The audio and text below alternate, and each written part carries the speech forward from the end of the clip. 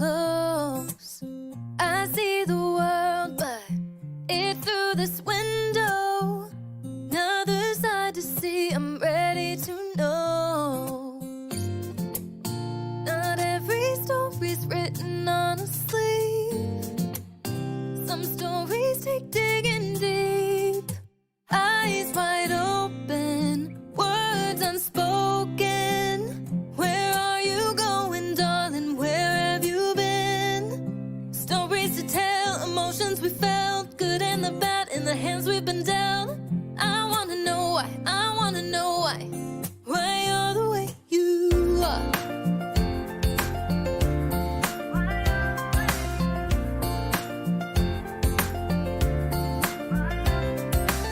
He's from the city, she's from the south.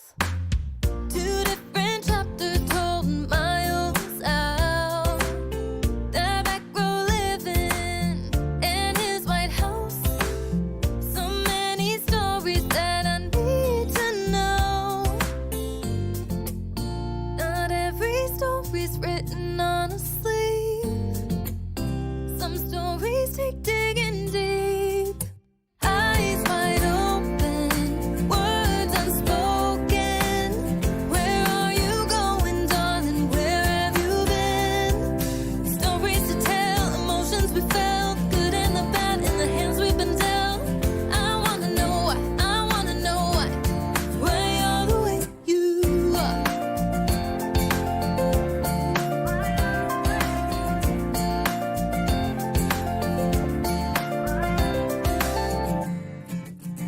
So many stories right in front of me. Some people climb to heights I've never seen. Too many falling down off their feet. These stories take digging deep. Eyes wide open, words unspoken. Where are you going, darling? Where have you been? Stories to tell, emotions we felt, good and the bad in the hands we've been dealt. I wanna know why, I wanna know why you're the way you are. Why you're the way you are.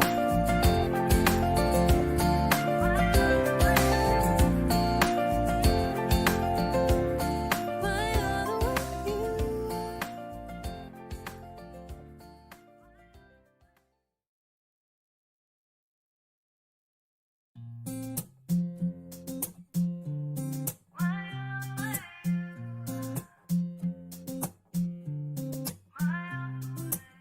Tiptoe around with face of a stranger. Quiet observer, never get too close. I see the world, but it's through this window. Another side to see, I'm ready to know. Not every story's written on a sleeve. Some stories take digging deep. Eyes wide open, words unspoken. Where are you going, darling? Where have you been? Stories to tell, emotions we felt, good and the bad in the hands we've been dealt. I wanna know why, I wanna know why you're the way you are.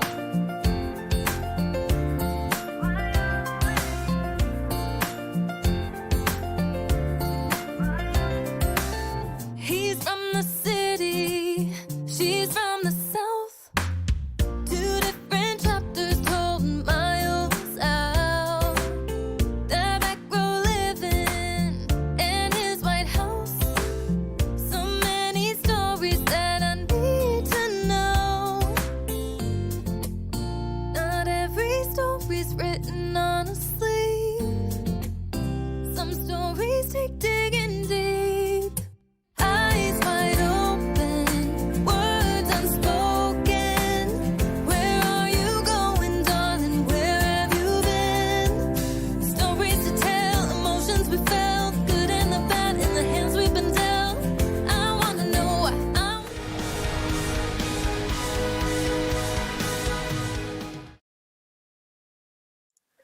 Ladies and gentlemen, welcome to Silverline Wednesday Night WHAM, hosted by Scott Wakefield.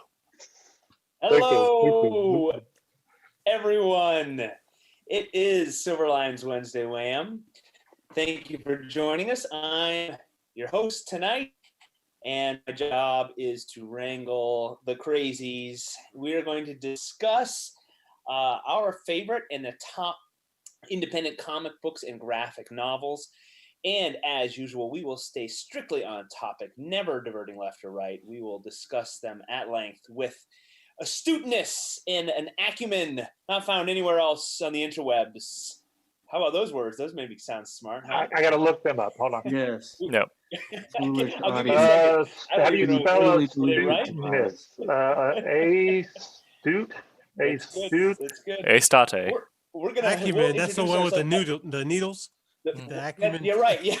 That's acupuncture. Woo, that's good acumen. Thank you. I'm still on the astuteness one. Hold on. So tonight we will be discussing that topic. If you're joining us, thank you, and we welcome your questions and comments. Always, they do not need to be about the particular topic du jour. They can be about the industry. They can be about the craft. They can be about our ideas. They can be about writing and all this sorts of stuff. And we will try our best to answer them.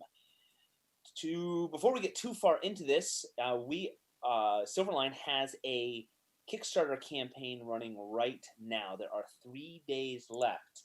We do double features because Silverline's been just turning out great stories so quickly that we need to run them concurrently, and it's worked really well because we get to publicize and talk about 2 stories at a time, and you get the options to get both. Right now, we have 2 titles. We have Cat and Mouse number 3, which is a traditional 22-pager floppy. It's a number 3, so it's a continuation of the story. You have the option there to get 1 and 2 as well, and you can always buy copies of those via silverlinecomics.com. But go to Kickstarter and search for Silverline. Actually, I think the link is in the information for these videos as well. So Cat and Mouse, and then a new title for Silverline that is, this is a number 1, and it's a 48-pager. It is called Trumps, and that is a story that is based around 4 kingdoms that are based on the suits of a deck of cards, and that those cards get shuffled. The deck gets shuffled. You're gonna have to read it to understand everything because it's all. It's the cool. Galaxy's most epic game of Pinochle. That's the way Roland explains it. When you see the movie the movie poster, that's what it's gonna be. Yep. Everybody sitting around a round table playing cards. Right now, the current suit in charge has to hold on to power, and of course, everybody else is vying for power, and there is intrigue and skullduggery. My goodness, I don't have a skullduggery. Let me look that one up too. These are just coming out of my brain. Is it skullduggery or skulldudgery? I say duggery. But let me look it up. I've only ever heard duggery. So yeah. Skullduggery. Bonus points if anybody can tell me who Skullduggery was from what cartoon. Classic cartoon. Anybody? We'll get to that. I'm looking it up. Go to Kickstarter. We appreciate. Was there a Skullduggery Smurf? I don't know about that. That we have exceeded our goal. So the campaign has been funded, which is incredible. If you backed us, thank you very much. We are able to now push out stretch goals, which I'm going to click on that right now. Yeah, we are now on the second stretch goal. Yep. Yes. We have exceeded the first, and that means if you backed at $20 or more, you unlocked the bookmarks for Cat and Mouse or bookmark Cat and Mouse and Trumps on the other side. Really cool art, and you'll get those. The next stretch goal is we're pushing toward 5,000, and we've got 3 days to get to that. And those, you'll get a digital scan of Cat and Mouse #1, Volume 1, and the EF Graphics color version. Tommy, can you enlighten us what the EF Graphics color version is? It's the very first Cat and Mouse book that was published through EF Graphics. It was a color book, and before it went to Malibu and Estelle. But yeah, so there was I don't remember how many they printed. I've got one, but yeah, that's what it is. It's the very first black and white Cat and Mouse book by Malibu was actually a color book. So, and so yeah, so then we're not gonna, the Kablam's not gonna print it, but they're gonna do a PDF version of it, a digital version. Plus, I think Roland kept all of his scripts and stuff where I think he hand wrote the first issue. Yeah, and so he's gonna scan all that in so everybody can laugh at him and all that good stuff. Yeah. we can talk bad about him because I think he's on another podcast right now. He's on another stream, so he's not watching. So let's talk about it. Pretty funny. He talked about that on Sunday Funnies. On the podcast interview we did on Sunday. He actually had them in hand, like as if to prove to the world. Yes, he wrote his scripts longhand. Yes. Like, he predated technology. I'm fairly certain typewriters were around by then, but I didn't want to say anything. No, yeah, he keeps all that stuff. He's got quill. Yeah, he's got a quill and he dips it into the ink and all that kind of stuff. But no, he's even got some books that he did when he was like a little guy, a little man. I get it, Roland man, little man. And yeah, so and he's got all that stuff too. He saved everything. It's pretty cool. It's gonna be worth zillions.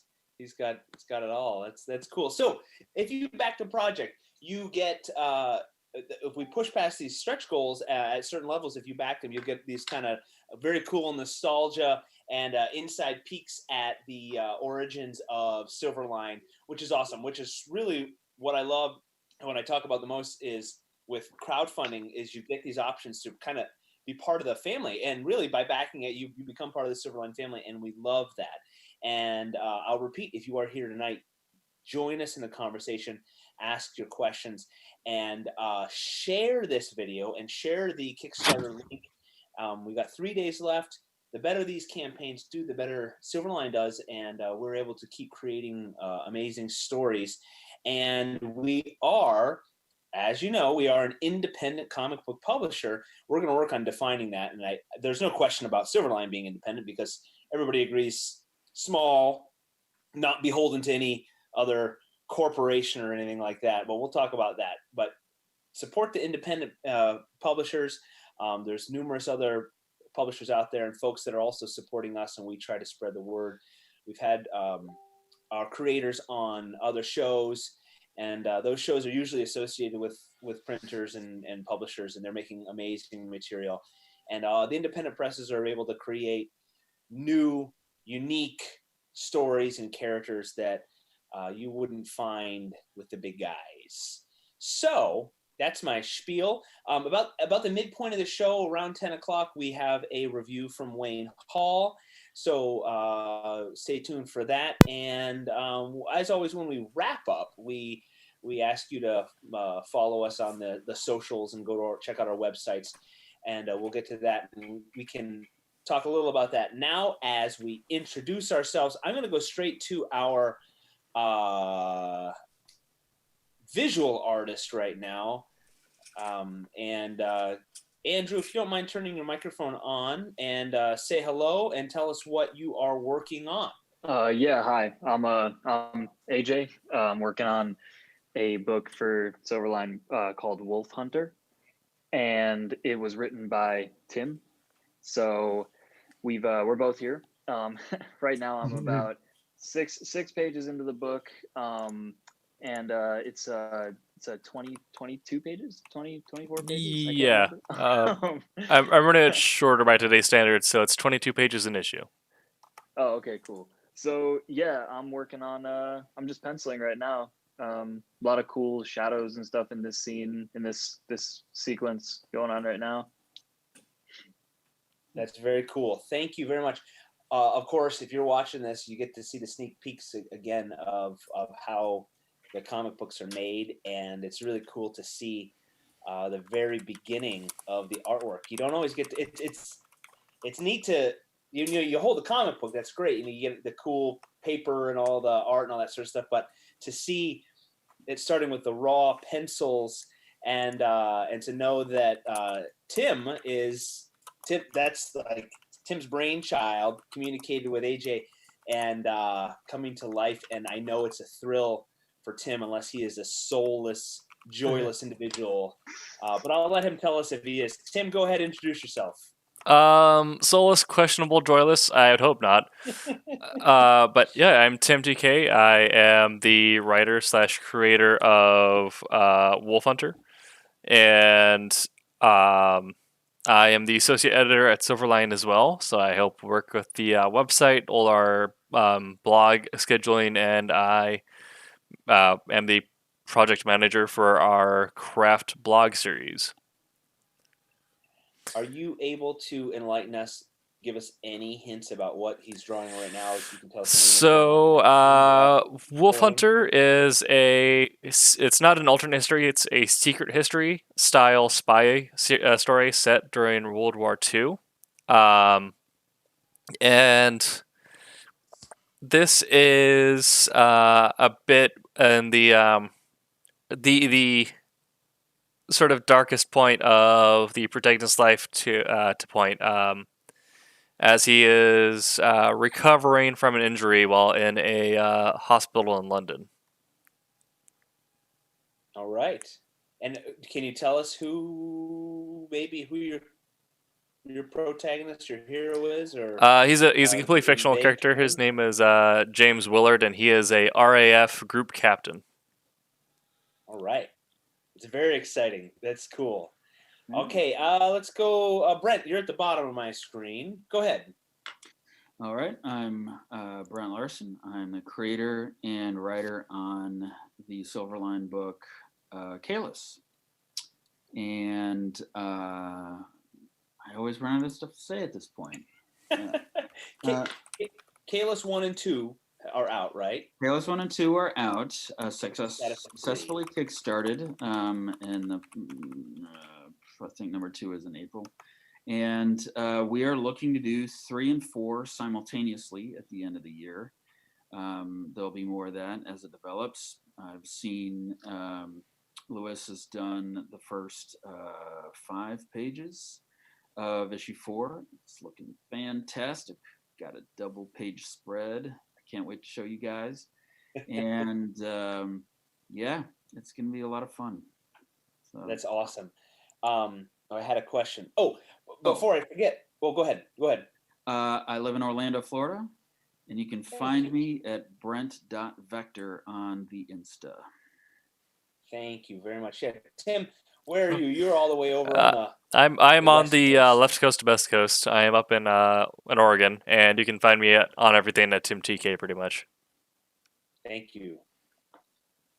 Brent, yeah, I want you're saying about number 3 being done, right? I mean, pretty much, other than the finest little details. Yeah. And I forgot to mention that Silverline's policy for our Kickstarter campaigns, I keep saying Kickstarter, crowdfunding campaigns, is our products are done. Very often with crowdfunding, you are speculating, and you may not get a product with certain projects, and that's the nature of it. People need backers to do R&D and all that sort of stuff, but Roland has made it his policy that the project is done, and that simplifies his life and everybody's lives at Kickstarter or at Silverline, because pretty much once the campaign, if it's successful, it's send it off to the printer and fulfill those all the orders and then the extras and the goodies that people get, and so it makes everything simpler. But when you are backing that campaign, you are pretty much pre-ordering your comic book and any extras that you choose to get. So that is Silverline and crowdfunding. Let's go to, speaking of printers, Tommy, why don't you introduce yourself? Hi, my name is Thomas Floramonte Jr. Everybody generally just calls me Tommy. I have been in the comic industry, business, whatever you want to call it, for about 30 some odd years, early 90s when I broke in. I've done a bunch of stuff with Roland Mann and the Silverline group from the very back in the day. Some of the original cat and mouse stuff. I inked Demon Tales and just various other stuff. But I've worked for Marvel and DC and Malibu, Ultraverse, Chaos Comics, all kinds of different stuff. And I'm currently, I was going to say I'm currently inking, but we have now done inking. The Trump's book, I'm the inker on it, and all the pages are done, colored. I think Roland is about done lettering. And right now I'm working on another project. I'm working on the champion Miss Fury. I keep saying it. That's a different convention. That's a different book. And until I'll do an issue of it, and then we'll jump back on the Trump's Part 2 and finish it up. And I'm also the co-owner of Kablam Digital Printing, which prints pretty much all of the Silverline books and almost everybody else's books that is not Marvel, DC, mainstream, not indie, mainstream. So since we're talking about indie, we print a lot of indie books. All right, thank you, sir.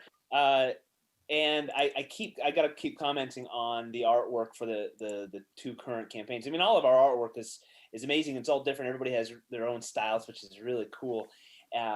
But the knocking out 48 pages of Trump's and the whole team, I think, really clicked, really gelled. It's a great looking book. Yeah, I had a lot of fun. It looks really good. So I'm proud of it. It looks great.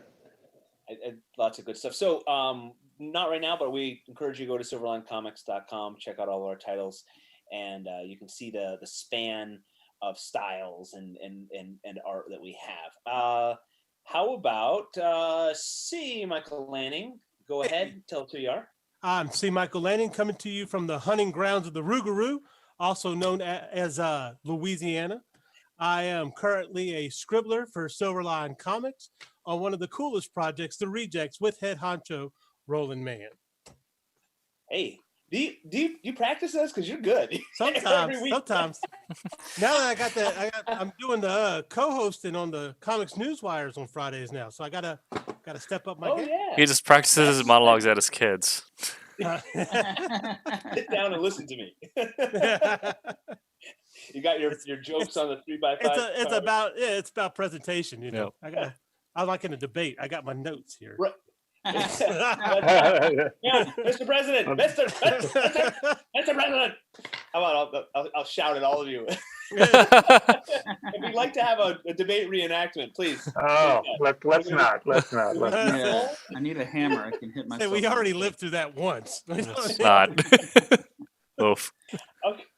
I think that's everybody, right? And then just me. My name is Scott Wakefield, and I help with publicity poorly for Silverline and do my best. If you have a show out there, if you want to help us publicize our books, we'd love to chat, and we will help spread the word about your projects. Of course, we share the love. And I am co-creator and co-writer of an upcoming title called Steam Patriots. And as we speak, I think I mean literally as we speak, my good buddy Dan Hosek is coloring, and hopefully we'll have some colored art to show you soon. All the pencils and inks are done for that, and my buddy Rory Boyle is out there somewhere in Florida. He co-created, and he's helping me write.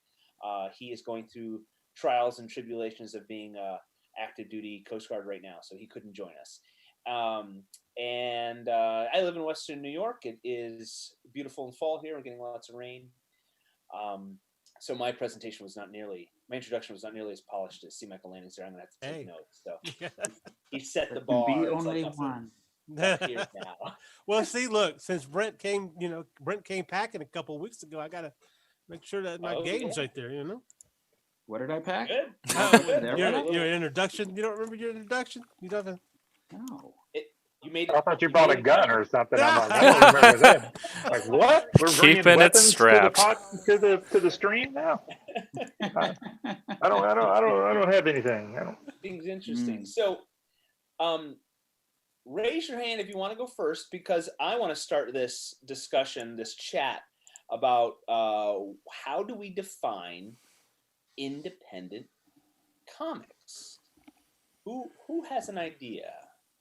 I want everybody to talk at once. Let's say I think the way I approach it and my straightforward is as long as the property is independently owned, kind of regardless of publisher, if the original creator still owns the rights to the property, it's their independent project. So creator owned. Yep. Okay. That's good. I Probably like is early, that one. huh? Yeah, I can't think of anything that would really contradict that or really add to that. I think that's actually a really good definition. Excellent. So when okay, that's it. Well, Good night, everybody. Discussion. All right. Good night. with a few exceptions, it also encompasses kind of a zeitgeist. that Yeah. says we are not about straight up licensed superhero action.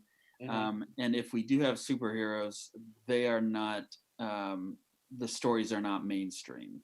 Right. So You're not seeing your Supes or your X-Men. You're seeing Invincible.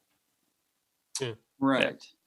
And Invincible is a superhero book, but you would never see anything like it in Marvel. Not really. And I think Marvel and DC both are trying to shake up their game for, I would say, for a new audience, but I think they're trying to maintain their old audience. And that's fine. But would you think of like the Walking Dead comic book as an independent comic book? I mean, I guess sort of, kind of. Well, but it was kind of. I don't. Well, I thought it was indie, and then it just suffered from being too popular, and so that now it's everywhere. Yeah, that's the funny thing. Is independent synonymous with unpopular? Small press, but yeah. Small press. Yeah. But I think it can also mean small press, but I think even like indie movies, some of them just do so well they blow up. Yeah. So I think the same thing can happen with a good indie comic is that given the right numbers of quality, timing, and just random luck in the market, it can blow up as well. Wasn't Karate Kid an independent movie? I know it was a sleeper, but was it kind of so? No, I think there was they had who was, I forget what the people behind it. No, it was a major motion picture, wasn't it? It was just kind of small. I'm trying to think of a really popular independent film recently, and I wasn't prepared. It's all right.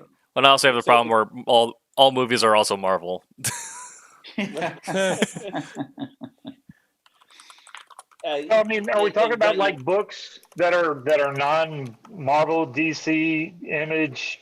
I think even Image though, like it's Image is creator owned, whereas Dark Horse isn't. So you can have an Image book that like curse words where it's good, but doesn't get any traction because it's all up to the creator to do all the marketing. Yeah.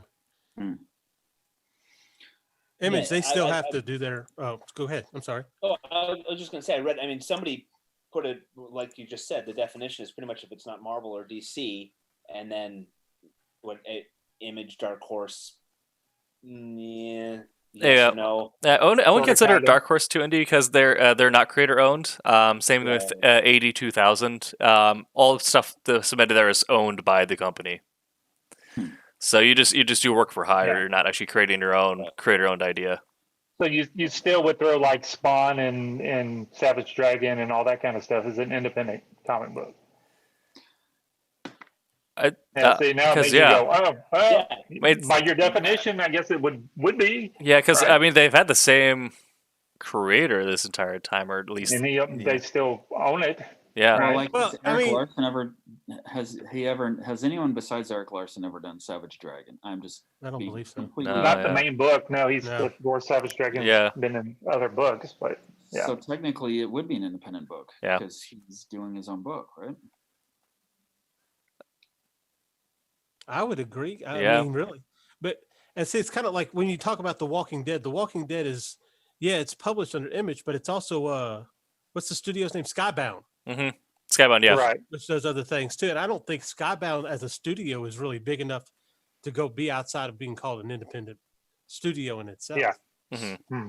And that's really it. Skybound- Image kind of seems like it does if it's not its own proprietary title, just aggregate smaller publishers. Yeah.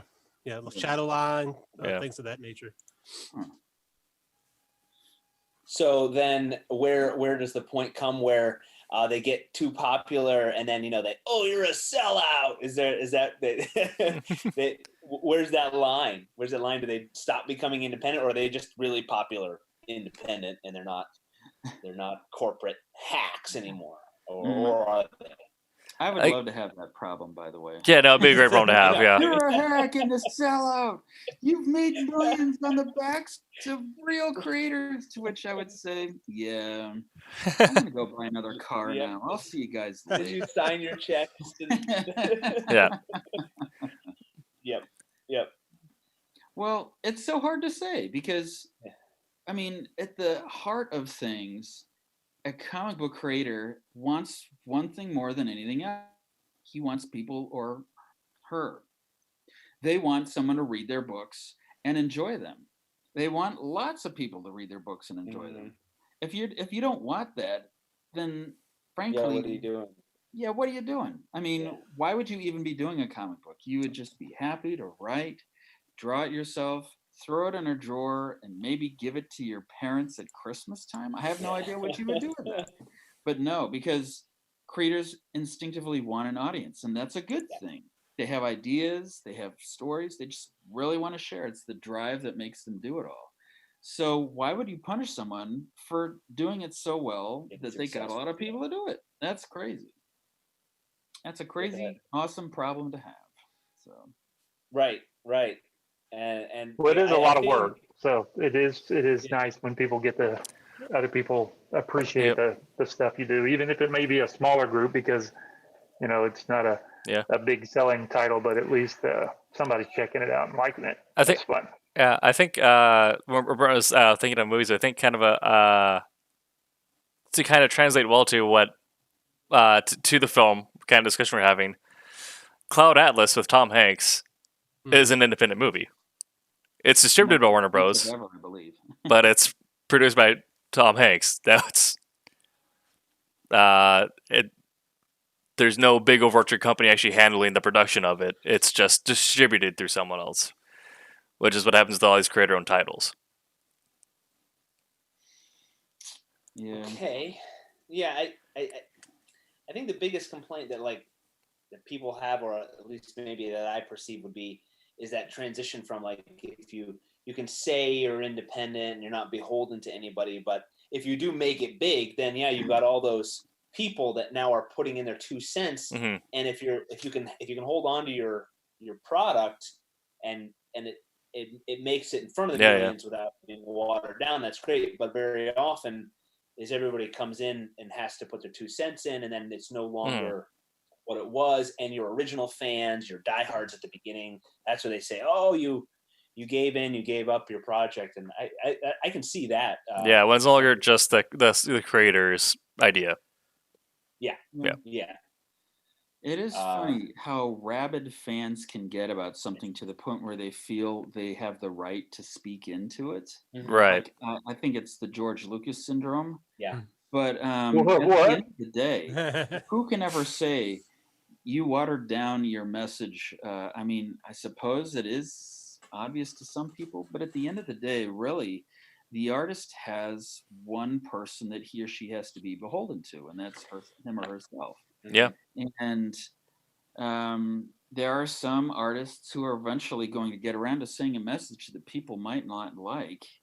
And then at the end of the day, they have to ask, was I still speaking the truth? Stephen King says something I think is actually profound. He says a writer, and I think you would probably say artist by extension, their one job is to tell the truth.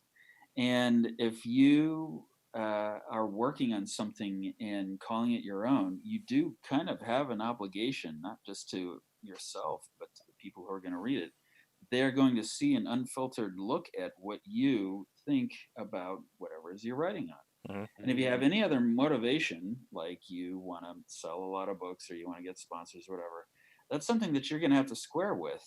And eventually can come down on you pretty hard, especially if you do get fans who are going to suddenly start pushing you to take their demands seriously. And if you have a precedent for doing that already, then suddenly your work's just not going to be terribly noteworthy or relevant. How could it be? It was written by Andy. I wonder how is it when you have a story in a written form or sequential art form, and it's incomplete and then gets made into a film. Mhm. How do you turn off did J.K. Rowling or Game of Thrones? Yeah. Martin. When we get to like, if we talk about individual picks, I got the perfect example for that. I don't know. Okay, yeah. Yeah. I'm just wondering, how do you stop thinking, okay, my book, my book is going to be made into a movie. How do you stop writing it to fit the movie? And that's got to be difficult to stay true to either your original intentions or your outline, or maybe you didn't know where the story's going and it got picked up to be turned into a film. That's got to be difficult, and know that I'm going to write this will not fit, and they're going to change it for the film. I don't know. Maybe when you're writing, you're sitting on a pile of money, you don't care. I don't know. Yeah. Again, Brent, all of us, I'd love to have that problem. I'd love to really struggle with that. Yeah. Well, in J.K. Rowling's situation, that's easy. She basically, I think, just demanded to be an executive producer, which probably meant that she got to greenlight Everything across her desk. Yep. Yeah. She had the power to do so. If she didn't like something, she just says you can't put that in the movie because it's that something comes up in later on in one of the other books. Right. The reason that she was able to pull that off is because the books were so popular, so ahead of the series being finished. And had they been finished before, she wouldn't have had to say one way or another. It wouldn't have let her. Yep. The author of World War Z, and I wish I knew his name, but when they made the movie, he said there are three similarities between my book and the movie: the word world, the word war, and the letter Z. Max. Yeah, because that was a bunch of little short story kind of. Yeah, Which and the audio barely version of that was stories. awesome. They were more like Mark description of Hamill. scenarios. Yeah, you're right. There wasn't really stories. It was little short essays kind of thing. Yeah, kind of like accounts of this new world, and it was a lot of fun. But what's They were. interesting, that's a great example. That is a really good example. What's funny is World War Z has like 6 credited screenwriters, which usually means it's going to be a train wreck. Yeah. But in this case, it was good, and part of the reason is because the people who ultimately made the decision realized that this thing in its essence is unfilmable, but we can make it filmable by taking it and making it a movie. As opposed to, in the past we were talking about why do certain comic book translations not work, and the reason is because it adhered too closely to the comic, in which case that's bad. But if you can make it your own as a film, and that's what they did for World War Z. So why are we talking about this again? What was the question? Thinking about, we went all the way back from giving up your independence possibly for large sums of money, and then losing control of your project, and then possibly losing your original from day one rabid fans, and keeping them happy, but while possibly making lots of money. I was just reading an article here that made the statement that an independent studio is one that's not owned by a bigger corporation. Like Image is not owned. Image is self-contained. Dark Horse is also self-contained. So those are considered Interesting. independent companies, and everybody does have creator-owned rights. But when you have like IDW and Valiant, they're owned by a bigger corporation, so they're not indie. They're just a subsidiary of a bigger company. So I'm gonna take my IDW books and put them over here. Who owns IDW? Idea and Design or something. They said who it was. I didn't know. It was a company I don't know anything about. I don't think they're going to own it for very much longer. But doesn't AT&T own DC? Does that mean DC is an independent group? AT&T owns Warner Bros. Owns DC. Oh, there you go. Yeah. No, that means they are not independent. Yeah. At all. So then,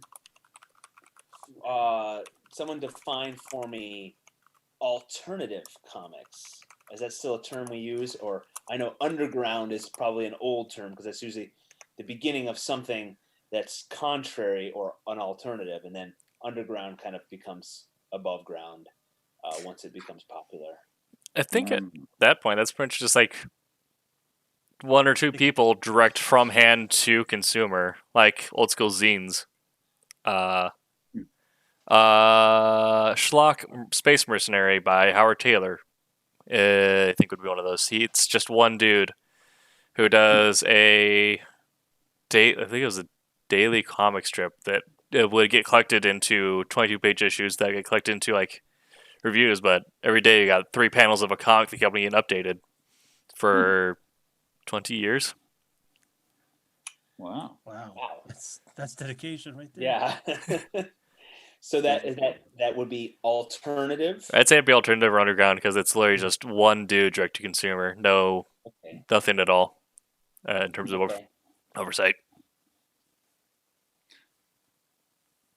Interesting. Because I never knew what was alternative rock or alternative music. Like it's funny because it's just another term, like with movies, independent movies, and then they became a genre.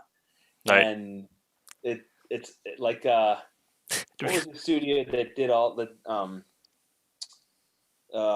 Eternal Sunshine of the Spotless Mind and what was that studio? Then they they kind of became mainstream but an independent, and then I mean like my goodness. Nowadays if you want to create an independent movie you have to submit to A24.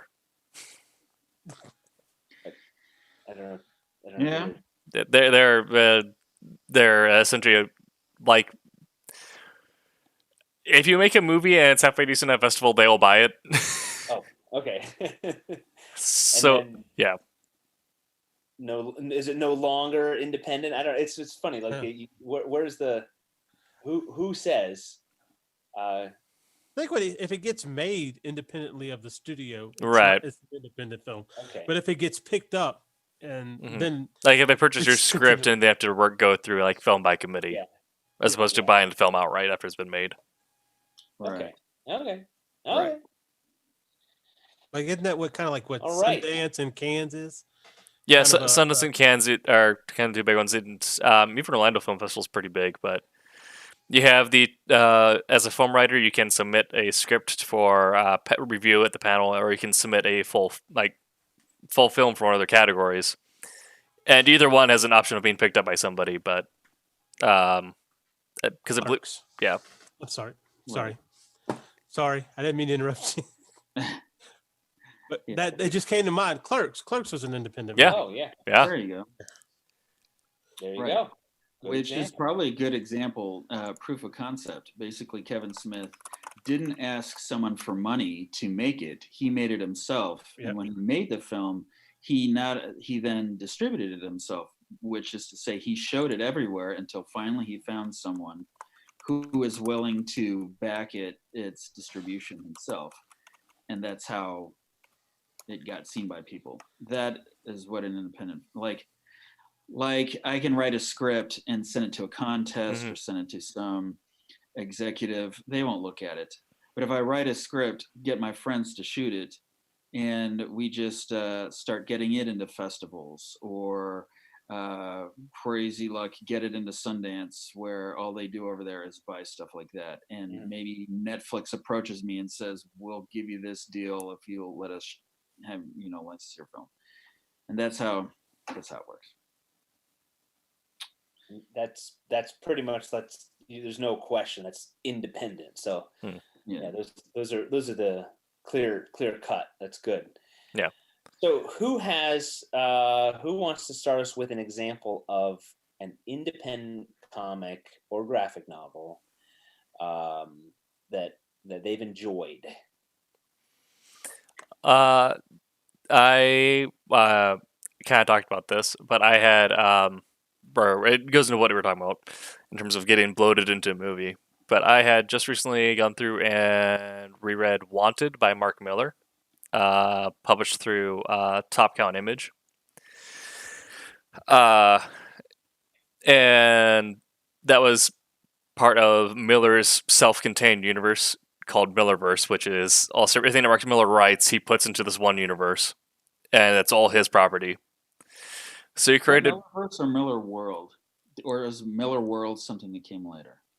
I'm not sure. I heard Miller Time. I'm sorry. Dumb. It was stupid. Don't laugh.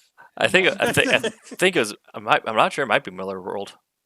Either way, but it's Mark Miller's projects, and it's a really weird, different take on supervillains in a post-superhero world,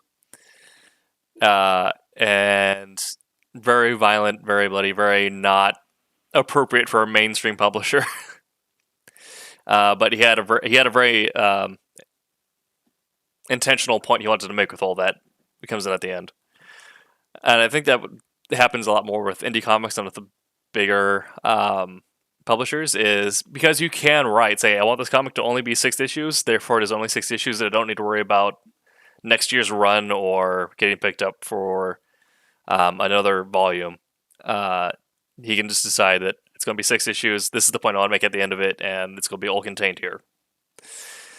And it's a fun time, it's great. And then when they got turned into a movie with James McAvoy, it was not the same story. Really? Oh, the graphic novel. The graphic novel is about superheroes and supervillains, because I watched the movie. I never read the. Yeah. I didn't know it was based on a graphic novel, but I mean, actually, I enjoyed the movie. The movie is still a fun time, but yeah, yeah. Okay, I gotta read it now. Curving the Bullet. Yeah, Curving the Bullet was never mentioned in. Yeah, in the book, Wesley Gibson is known as a killer, and his superpower is he can just kill anything. That's his superpower. He can just kill anything. So basically, all they did was just get the name and pretty much, yeah. They got the name and the basic concept of the fraternity. And I guess they had plans to kind of do more with supervillain stuff in the background. But it very much felt filmed by committee. Like, okay, none of this would work in a film. How do we make this appropriate for the mainstream audience? Whereas, if you read the project that is just Mark Miller's writing, I feel bad not saying the artist's name, but I forgot his name. But it's very much appropriate just for fans of that medium.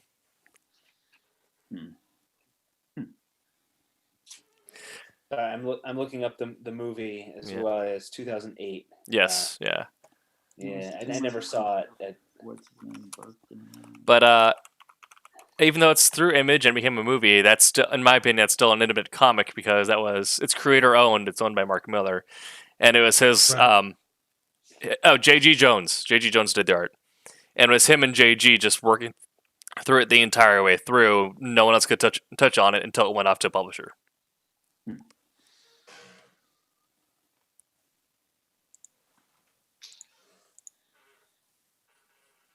And it is Miller World. Thank you. Yep. Huh. So, what is? I don't want to put you on the spot to have to think too much about it. But was it because it was just open and shut, done story, done? Is that what appealed to you? Was the I'm a fan of anything that's super violent. I like the John Wick movies. But also is that the fact that it was a different take on supervillains. And the fact that it was just I wrote it over a weekend, but if someone like had a free afternoon and just wanted to read it, I appreciate a good graphic novel that you can sit down and read over the course of an afternoon. I believe entertainment bloat is something that's very real. Is in comics and video games, especially right now. The creator of Punisher talked about this, where if the bigger publishers want to boost their sales a lot, they would just consolidate to like one running title for each team, so you wouldn't have a lot to do. Because when you look at the people buying it, you do have your kids, whatever, but the majority of sales in comics and games are people in their like 20s, 30s, and we're all working jobs. Yeah. I don't have time to sink another 150 hours into Witcher 3. Right. Right. Huh. Yeah, that sounds about right. Huh. I like that. But- All right. Go ahead. Did someone else have a question? I didn't. Okay. Who's got another example? Give us a graphic novel or independent comic book that you have enjoyed and why. I'll go. Outside? Go ahead.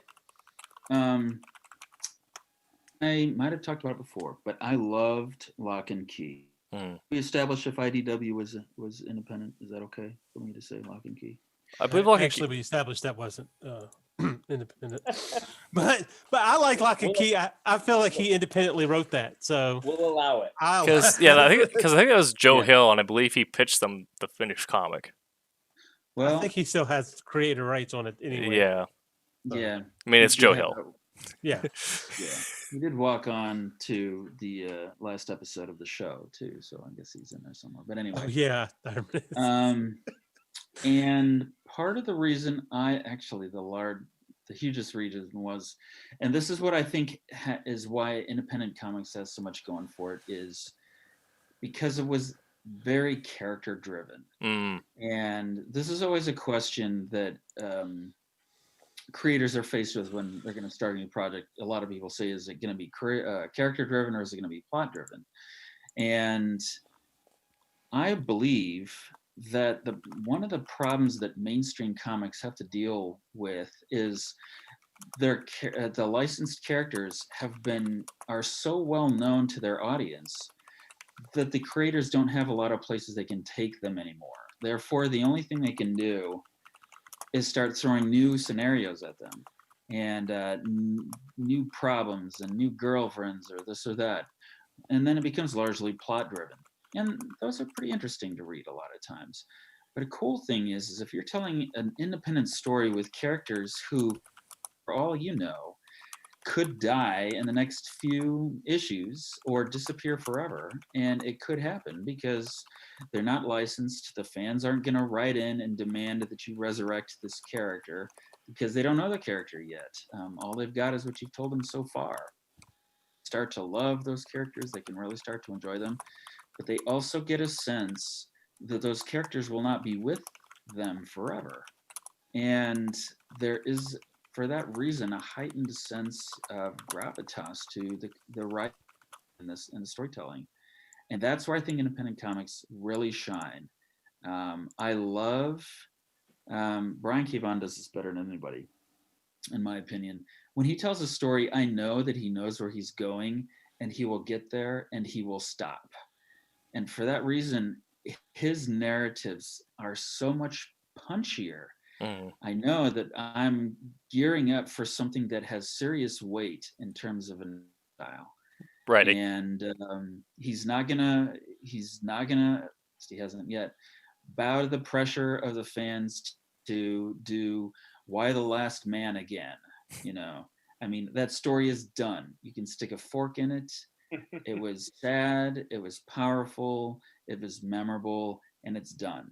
And that, in my mind, makes a story powerful all by itself. And that's where independent comics, I think, are really where they can even edge out their mainstream counterparts. I mean, Wolverine's gonna die again one day, but then he'll come back. He'll come back.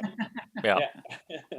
Yeah, that's I kind of like what I mentioned, but just the fact that you can have that final point in a comic where the narrative is going to have some sort of theming that works on all levels and will actually come to a head at the end. Yeah, exactly. That is, and as a creator myself, I what am I trying to say? I want to reserve that right for myself. Kalis is my first book. I will be the only one who ever writes it. Right. Because I know how it ends. The thought of someone else writing it and ending it their way makes my skin crawl. It is unacceptable to me. Roland didn't tell you about the spinoff that he and I were doing? Right, yeah. It's called Lake Hess. Yeah.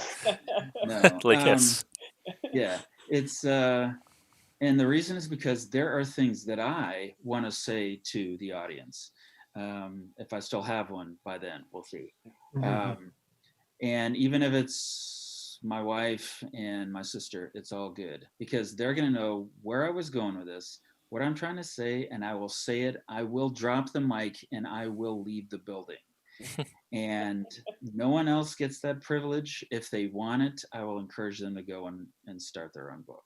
Write their own comic. Yeah. So, I mean, can you imagine what that would be like for, and you know what, I love mainstream comics, but like a guy like Dan Slott, who had such a great distinguished run on Spider-Man, he had his final issue, but even was he able to say exactly what he wanted to say before Nick Spencer took over and started doing whatever he with it, in which case it just feels like some power that got lost somewhere. Yeah. You know what I mean? Yeah. I do like the you get the really weird moments where if you have writers like Warren Ellis who approaches Marvel and says, I'm going to do a graphic novel of this team, and you can't say no because I'm Warren Ellis. right. Yeah. But I is the fact that independents are so small that I don't mean this in a bad way, but there's not as much to lose if you piss everybody off. I mean, if Marvel, I mean, they've got stakeholders and all these people and the whole universe, their whole universe, that if someone they can't do the crazy thing. They can do a wow or emotional, or I mean, the movie's spoiler can kill Tony Stark. But that's because that has to happen because Robert Downey Jr. and all of them are they actually age. But there's that everything you said, Brent, is it's freeing. It's freeing because you are writing this story and you do with your characters as you want, and you know, maybe I will upset you, or maybe I will bring it to the conclusion that you, as the reader, as the consumer, really wanted. There is a great freedom in being smaller, agile. Well, I'd say almost kind of from an editorial viewpoint, it's almost kind of the opposite. Whereas in indie, we can't afford to piss off like our 1,000 readers, but Marvel they can hemorrhage 1,000 and they're still making bank. But that means that we have to pursue. It was, but yeah, but well, they set a record last year, but we have to pursue quality more so than other publishers. That's true. So we can piss them off in a way that they still feel rewarded at the end of the book. Right. Yeah. Yeah. If you need to kill off your main character, then sell it. You can. You can do whatever you want. Like what's the guy from Game of Thrones when they you think that if it was popular then, wasn't it? No, it was the first book. So I guess he You mean wasn't Ned as Stark popular. would be- But you would think, yeah, Ned Stark. You think he would have, if he had was into the third or fourth book, and it was all the HBO things. I mean, he was super popular and stuff. You think he would have been okay with killing them off like they did? I mean, it was strong. It was great. Yeah. But you think that could have, or would he have gone, or like if you kill Harry Potter off in the third book or the fourth book? Right. I guess you wouldn't call it Harry Potter, but I guess you Yeah. could. Well, also comes down to like the story you're telling. Like,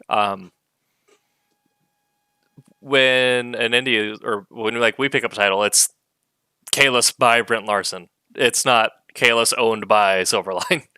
Yeah.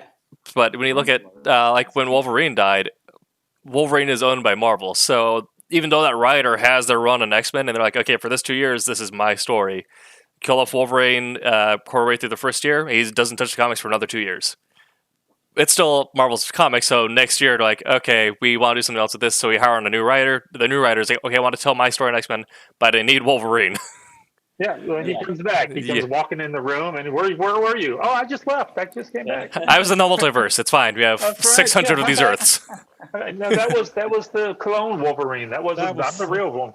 That's what happened with Jean Grey. Yeah. And Chris Claremont, they killed her off. They didn't want to kill her off to begin with, but they kind of they called their bluff on it. Mhm. So, oh well, I'll tell you what, we're going to kill her off.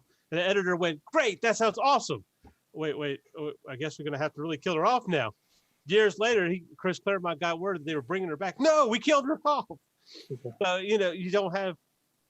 He had the intention of killing her off when he did kill her off. So there wasn't the intention of bringing them back. So Yeah. I think that's why that at that point in time still carried that punch. Yeah.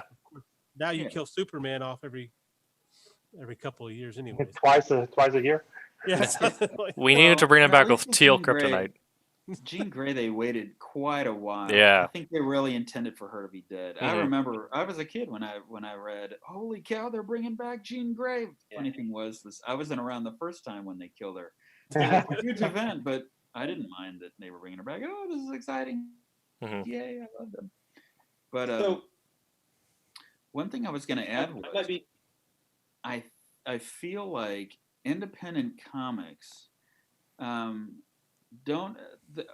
we as creators don't have to worry about pissing off our audience by killing characters, because frankly, you kind of want them to be mad if someone they love died. I mean, Sir Arthur Conan Doyle got hate mail for killing Sherlock Holmes the first time around. right. Mhm. But the cool thing was that not only was he able to bring him back, but he was able to send him off in the sunset. And it was all good. Yeah. But the cool thing was he did it in a way that was smart and that honored his fans. And independent comics aren't really marketed to kids. We're marketed to adults who have adult sensibilities about what makes a good story.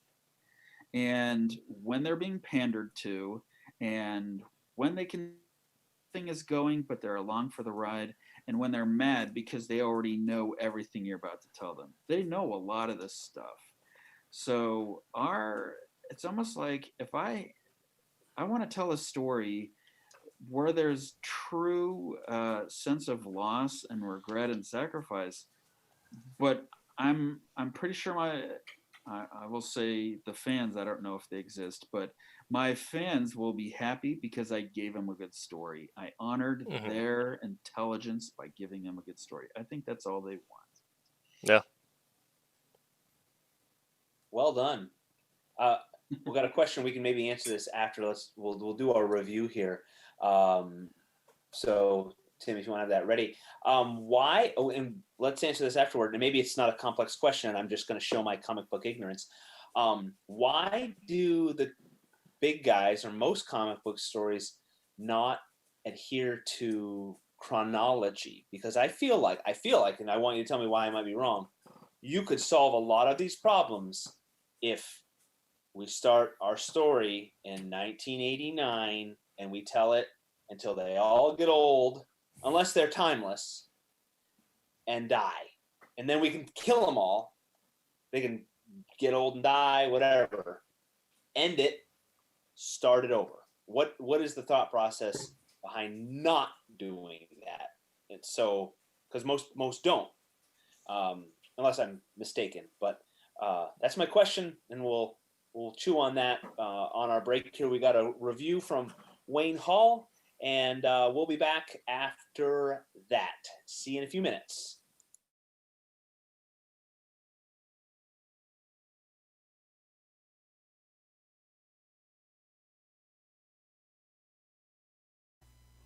Hi, this is Wayne Hall back with another comic that you can buy through your local shop.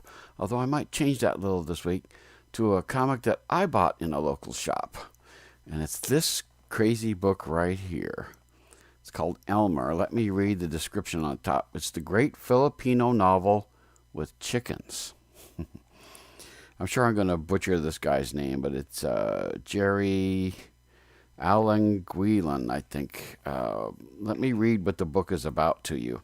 Elmer is a window into a world where chickens have suddenly acquired the intelligence and consciousness of humans, where they can now consider themselves a race no different than browns, blacks, or whites.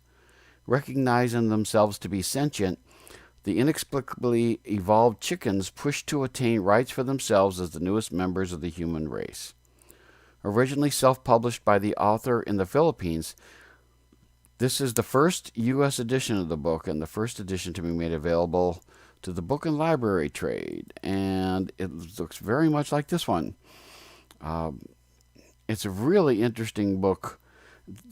You understand, this book was actually printed in 2010. That's about 10 years ago, and that's several years before Animosity came out from Boom Studios. Animosity, of course, all the animals have a consciousness, and they can interact and talk, and they can think and plan, things like that. The only group that this hits in this book are the chickens, and you can see the Elmer is right there, the chicken of the good things. And it's a book that's done in black and white, and you can see here's one of the chickens right there, and Farmer Ben is one of the guys that they interact with, who's really helpful to them. It just kind of comes out of the blue, and I don't think they ever explain how the chickens get that. But this is kind of a parable as to what it's like to be, persecuted and to be taken advantage of and things like that. Of course, the added element is the fact that a lot of people like to eat the chickens, and that's something that really is a fascinating part of it. What happens if something that you would normally prey upon was suddenly something intelligent enough to interact with you? And it's a fascinating story about that. I did want to mention a couple of things about this book. I said I bought this in a bookstore. There's a bookstore up in Maryland. It's near the University of Maryland. It's a comic book store, but they also sell other books. There was a guy who used to work there by the name of Topham, and he used to know that I liked variety in my reading. I liked things that were unusual, and they were a little different, and a little challenging, the kinds of things I liked. And so he was the one that suggested this book to me. And I took it home, and, at first I thought, a book about chickens. How good can this be? And then especially I looked and I saw the black and white inside, and I thought, ugh, this is not going to be good. But, hey, I trusted his judgment. I took it home. And one thing I should mention, too, is that this is a graphic novel for mature readers. You're going to see 4-letter words. You're even going to see some sexual circumstances in this book, believe it or not. And it's all about how these chickens, they're trying to make it in a world that wants to eat them, basically. And that's just a tough thing. It's not just enough to, they show them in parades and stuff like that. There's all kinds of things they're trying to do. It's really intelligently written. That's one of the things about this book that I really like. There's arguments among the chickens themselves as to how to get along. There are people who really are against them being treated fairly. And like I said, there's guys who want to eat them. And so it's just an amazing thing. It even gets to the United Nations at some point, all this whole thing. And so it's really a parable about people and how we treat people that are different from us on a purest sense. Now, remember, this is 2010. So this is a while back. Like I said, Animosity came along, and I remember when I read Animosity for the first time, and I looked down and there were two dogs at my feet, and I thought, what are they really thinking? You know, and this is the case, but it's a funny thing to say, but it's a very human story. It's a very compassionate story. It's, you know, even the chickens have a lot of variety amongst themselves. It starts out with one of the chickens, interestingly enough, who's applying for work, and you don't know it's a chicken right away. It takes a little while. And then we find out it's a chicken who's applying for a job. And he can see that there are humans around, and the humans are being treated a lot better than he ever would be. And he gets angry about it. He's got very bad temper, and he gets beaten up at this office, which is really weird. What's funny is when they have like holidays, they eat turkey. I found that really odd, the kinds of stuff.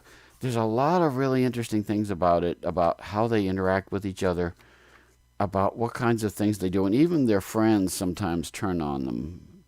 So they can't really trust everybody, even each other. So it's a very strong parable about how we treat each other. And there's a picture I just passed that I wanted to show you guys. At some point, they all go nuts and they attack the chickens, the people do, because it's hard to change generations of people who have looked at them as nothing but food and now suddenly have to interact with them. It's a really growing story, and it has an interesting ending too. You know, this is one of those books that has a beginning, middle, and end, which I know in comics is a real surprise. You know, X-Men have gone on for decades, and you've got to read every single issue to know what's going on. This book actually ends interestingly, which I liked. And I won't spoil it because I want people to read it. But the fact it's in the Philippines is really something. Now, the guy who wrote it, I wanted to mention something into. He's a licensed architect, but he has spent years creating comic books. He's actually done work for Marvel and DC and Image, among other stuff. So you get a real interesting perspective on it. And it gives him a way of looking at things that other comics might not take, an approach they might not take. So let's get to the gradings. The writing, this was written and the artwork is all done by the same guy.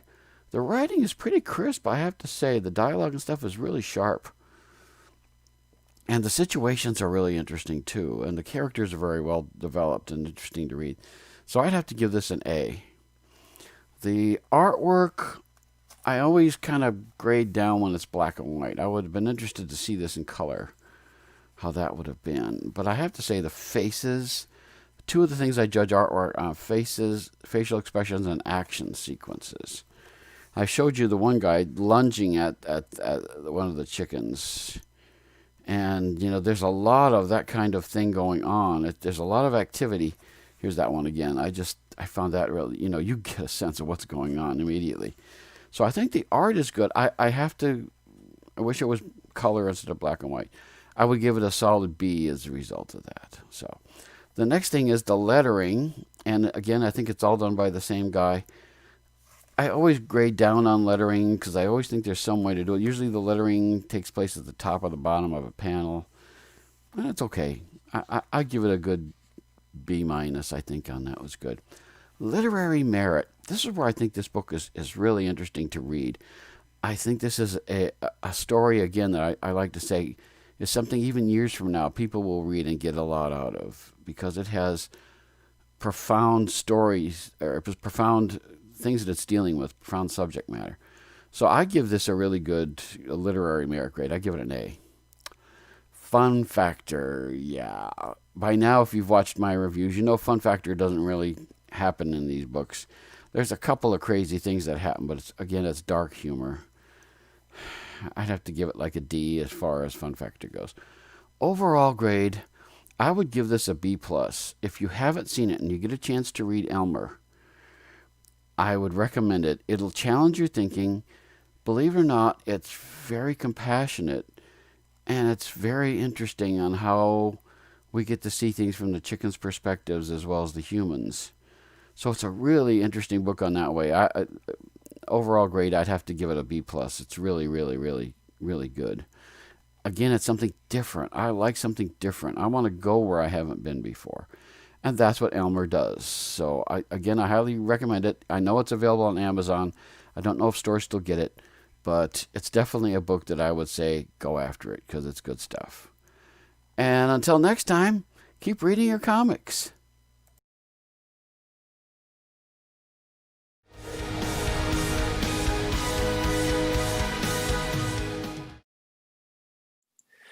Ladies and gentlemen, welcome back to Silverline's Wednesday at WHAM, presented by Scott Wakefield.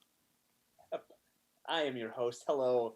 I hope you enjoyed Wayne's review. Thank you, Wayne. We appreciate you and the effort that you put into adding a little bit of variety to our shows.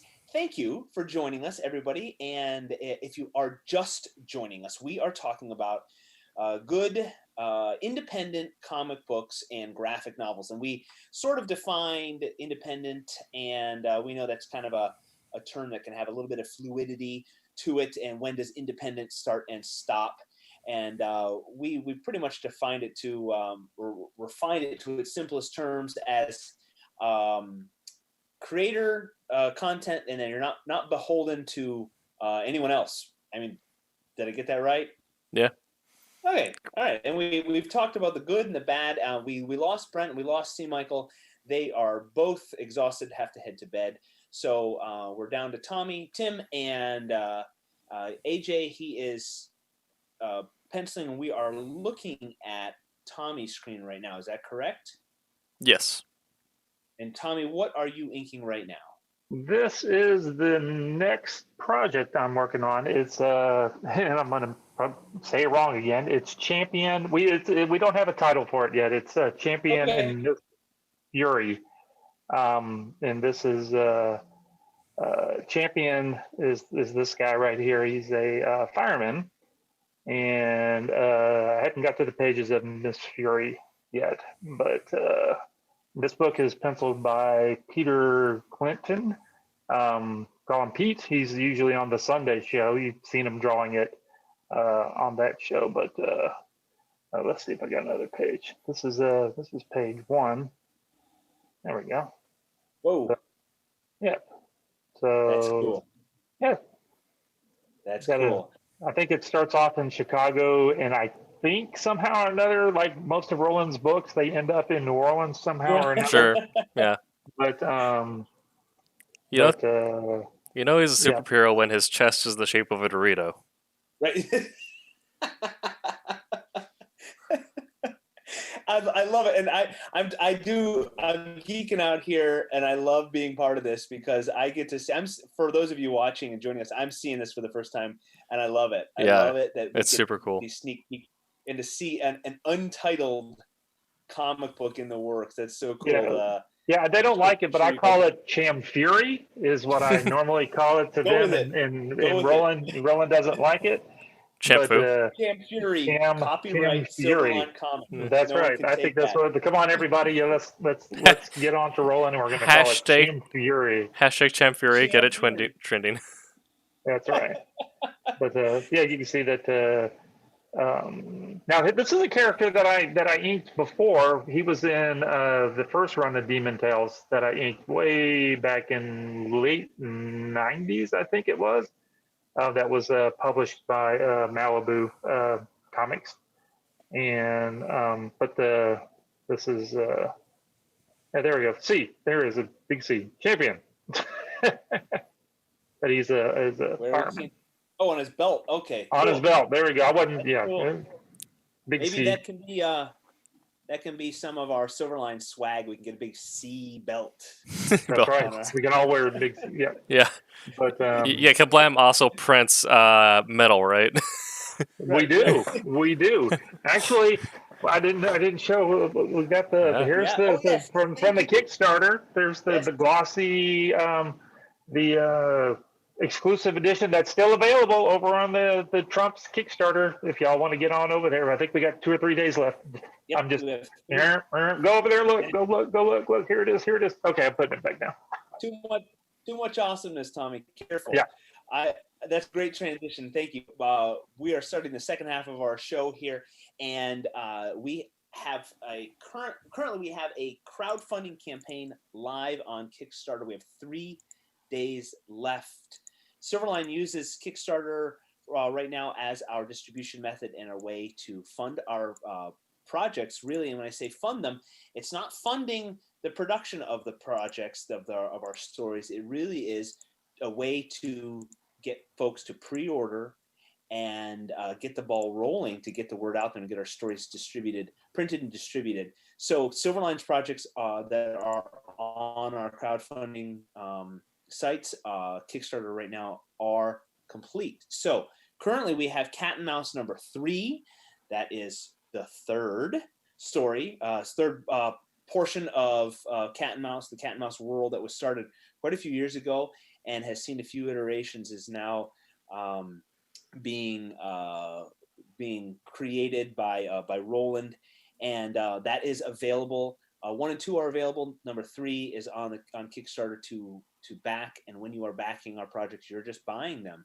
So if you have backed our projects, thank you. We appreciate that. And then the other new title we have, it's a double feature on Kickstarter. The new title is Trumps. It's Trumps number 1, and that's a whopper. It's a 48-pager. That is one of the variant covers. That's very cool. Tommy, I will steal his introduction. He is co-owner of Kablam, and they are printing Silverline's titles, and they print tons and tons of independent comics. Yeah. So he's got a cool job too. He gets to see lots of sneak peeks. He's like all the sneak peeks. And so if you have not backed our projects, we would love if you could do that. And you can back for a couple bucks, and you can back and a couple thousand. I'll put that bug in your ear if you really want to back these projects. And we've got a lot of stuff there too. There's lots of art that you can get that's still available. It's not all, it hadn't all been taken yet, so there's still a few pieces left. And there's a we're already, it's been funded, but we're now working towards our stretch goals. So we did bookmarks. I think you mentioned that earlier. There's going to be a more Cat and Mouse stuff from the original run of Cat and Mouse. We talked about that a little earlier, but what I think is really cool, the third stretch goal, I think if we're close to $5,000, which we're really close to $5,000 now. So I think it's 5.5. I think 500. Yeah. We're doing some cards. We're not sketch cards, the trading cards, but we're doing the third Cat and Mouse trading card, which is part of the line because we've already got the first 2. But for the Trump side, we're actually doing a preview trading card of the, I don't know if I'm supposed to say. I'm going to say, okay, Roland can be back. Go for it. It's going to be of the, when we run the second, now Roland's probably listening, I probably shouldn't say. It's going to be a sample playing card of what hopefully we'll do when we do book 2. We're going to have a deck of cards, and so we're going to have a sample playing card as the third part of the I'm already saying too much. So needless to say, when you back our projects, you get extras. It's really cool. It's a lot of fun because it's not just getting a comic book off the shelf or in the mail. You have the option to get a variant cover. You have the option to get exclusive artwork, and you have the option to get stuff that won't be offered any other time. You're gonna get a little piece of Silverline, and when you back our projects, when you buy our comic books, you become part of the Silverline family, and this is that way to just you feel even more connected to Silverline and to our creators. So I repeat, if you have backed our projects and you've backed this project and previous projects, thank you. We would not be here without you. And if you're joining us tonight, thank you. We ask that you please share these videos, spread the word, spread the campaign URL so folks can see what we have going on, and they can likewise enjoy all the awesomeness that is Silverline. So I want to get to our topic here in just a moment, but I wanted to let Tim tell us what AJ is penciling over there, because I think his project's cool, and I wanted to talk that up a little bit more. Sure. So go ahead. So right now, AJ is penciling Wolfhunter, which is our secret history World War II spy story, following a RAF group captain as he is sort of drawn into the world of counterintelligence. The page he's on right now is that group captain kind of in the dark night of the soul, as he is in a hospital in London recovering from a pretty grievous injury. And that is coming up sometime. Sometime. Yes. At some point, it'll be available for your money to go to. Please, I need to pay off my student loans. Help. Please send money. We the Silverline lineup is growing and growing and growing. It's awesome. It is incredible, and which is why you might see we might ask, why are we doing two books, two stories in one project? That's because we want to get these stories out there. We have to do them two at a time. So we can get them in your hands, and we won't have these this long list. And it's because we are very much the embodiment of an independent publisher. Mm-hmm. We are very small. Roland does the lion's share work for these Kickstarters to spread the word, create the goals, do all the updates and all this sort of stuff. And he puts a lot of trust in us yahoos to be here to be his advocates and ambassadors to the interweb world and do these shows. And I don't want to forget, there is a Sunday version of this show, and then there's a Monday night one-on-one as well. So please go like our Facebook page and follow us on Instagram. And Roland even has Silverline on LinkedIn. So if that's that's where you hang out, go check out the content we put there. And he spreads the word, does a great job. And but as the small publisher, we're getting these stories out there, and we want to do a great job, which I think every Kickstarter campaign and every title, they get a little better and a little better, and we're creating a really cool Silverline world, which I don't want to give anything away, but I think we have a lot of titles that are going to start overlapping to create the Silverline world. Am I saying too much there, Tim? Or I'm saying that we already got some alternate and secret history going on. Maybe we could get some time machines going. There we go. I think the Silverline world is going to keep growing. So thank you all for helping us create that. Now, we're talking about independent comics and graphic novels and what stories we've really enjoyed.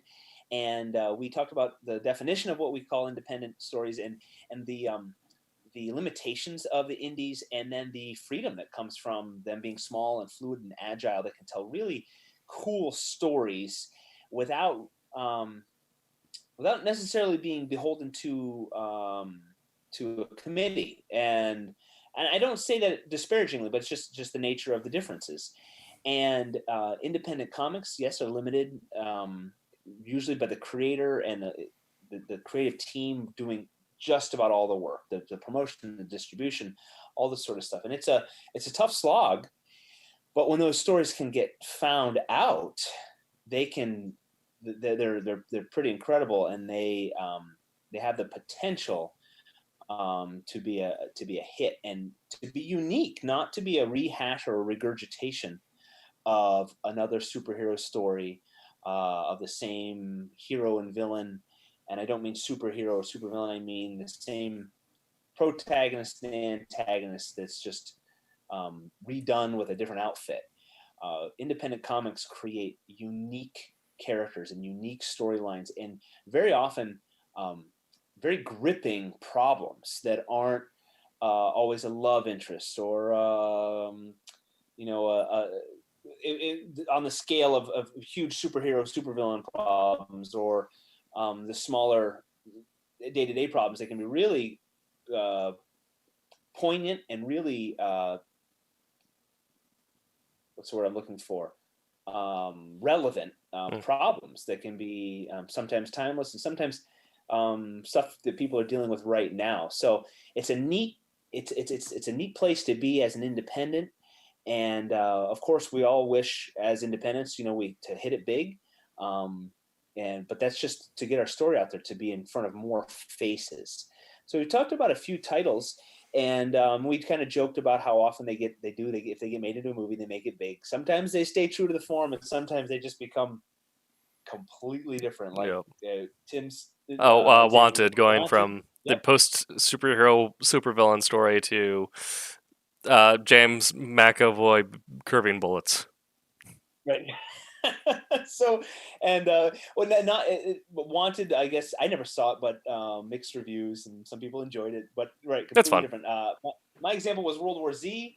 The movie was enjoyable. Brent liked it, but not like the book. And Brent is a screenwriter, and he's talked a lot about how the difficulty of taking a comic book or a novel, the written word, and what sequential art does, a comic book, and then making it into a movie. Sometimes a straight adaptation works, but very often not. It has to be changed to fit into a film format. So that's we've talked about that quite a bit in other episodes about the problems turning comic books into films. The titles we talked about were stuff that the reason we like them is it seems like there's more meat to it, and they've touched us emotionally. Tim likes you said you like the little bit of not a little bit, but you like the gruesome, the violence, and Yep. and that doesn't always fit mainstream. It's tough for because the big guys want to have a very mass market appeal, Mm-hmm. and you can't put yourself in that violent category or edgy, or a comic book might deal with specifically female issues or guy stuff. You want to have that overarching appeal in the big guys, but as an independent, you can write to this audience or this this individual, and that individual, hopefully it's more than one reader, but they're an example of a crowd of readers. So that's the beauty and the good part of independent comics. Tommy, tell us a little about what you create, your own personal creations, and why you like your characters and why they resonate with you. And I know in previous episodes you said you don't delve deep into their deepest desires and their childhoods because you keep it lighthearted. But I know you've created your characters and you put thought into these guys. And what do you love about them? And it makes You want to mean my own creator own stuff? Yeah. Your stuff. Yep. I do more when I'm not doing, mainstream type superhero-y kind of books like this, or the Trump's books, or when I'm doing work for hire kind of stuff. When I do my own stuff, I do more all ages kind of fun, cartoony, animation looking stuff. I try to think of when I like to do stuff that I would think that I would see as a cartoon on, your Saturday morning cartoons, which you guys are you probably don't remember Saturday morning cartoons like I do. I was raised on X-Men and Transformers, sir. Yeah. But, so when I do my own stuff, it's kind of like what the guys back, you see it's more of your manga anime kind of, Chimmy, is that what they call it? The two head high kind of, Chibi. Chibi, whatever, that kind of thing. Just real cartoony kind of stuff. And basically, when I do books on, I bring my friends and stuff into my books because I back when I first started doing comics, when I started breaking in, I'd go to shows all the time, doing the Marvel and all that mainstream stuff, and my wife, my buddies, I'd bring to the shows with me whenever I'd go, and they'd sit behind the table, and I'm like, I ought to do a book and put them in it, and then that way they can help me sell the books and all that kind of stuff. So I started doing caricature versions of all my friends and stuff, and that kind of led me into doing now Zomboy is not it's not about zombies, but it's it doesn't look like me, but it's a cartoony version of me as like a 6-year-old in elementary school kind of a thing. I see the likeness. I see it. Yeah. Well, yeah, I got a big old head. I guess that's probably. And then little Nay here is my wife. That's a real cartoony version of her, and then we got our puppies and stuff in it. And I just like to do fun. Some people when I do my own creator-owned stuff, I like to try to, I have to like it to do it, but I try to make sure that it's something that because there's a lot. We talked about this a little while ago. It's a lot of work doing these comics and stuff. So I do want them to sell. So I kind of try to, maybe I'm a sellout, maybe I'm not, I don't know, but I try to, if I'm going to put all that effort into doing stuff, I'd like, for other people to get it and like it and think it's fun and all that kind of stuff. So I try to keep it all cartoony, and I really like doing books for kids. It is kind of creepy that a big, because I'm 6'6", I'm a big tall guy, and then I'm at the shows doing these little cartoony books and stuff, and the moms walk by and they go, "What's that creepy guy?" But then when my wife comes and she sits behind the table and she's selling her Little Nay and So-So book, they sell pretty good. So I love doing cartoony stuff. I'm a big cartoon person, and I get that from watching the cartoons as a kid. It's your Saturday morning cartoons. Always love my Saturday morning cartoons. Yeah. And you're joking about being a sellout, wanting to sell. I mean, if you don't want your stuff to sell and you're just writing it to for yourself or a friend, fine. You can be really weird or really obscure, and so be it. And maybe just keep the inside jokes so inside no one else gets them. But if you want it to sell, you've got to identify your ideal reader and who you're marketing it to, and it has you're trying to market it. That's the word that I didn't. Exactly. Yeah. It's the market that and it's a lot of work putting these books together, especially when you're doing a book all by yourself. When you're writing it, penciling it, lettering it, coloring it, putting it together. Doing all the stuff. That's how many times when you're doing your own book, do you look at that one page? You've already looked at it about 5 or 6 times. You get tired by the time you get to lettering it. And so you better like what you're doing.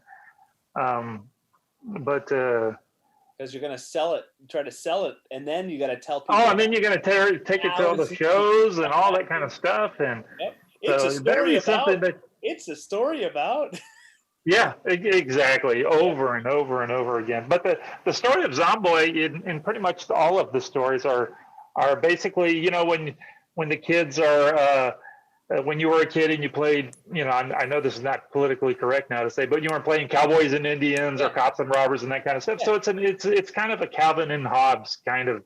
That's cool. Kind of thing but instead of, cowboys and Indians, it's superheroes and bad guys and good guys, and they're just they're first graders. And I think this is kind of a question you were asking earlier about about people aging and stuff. They're always going to be in the first grade.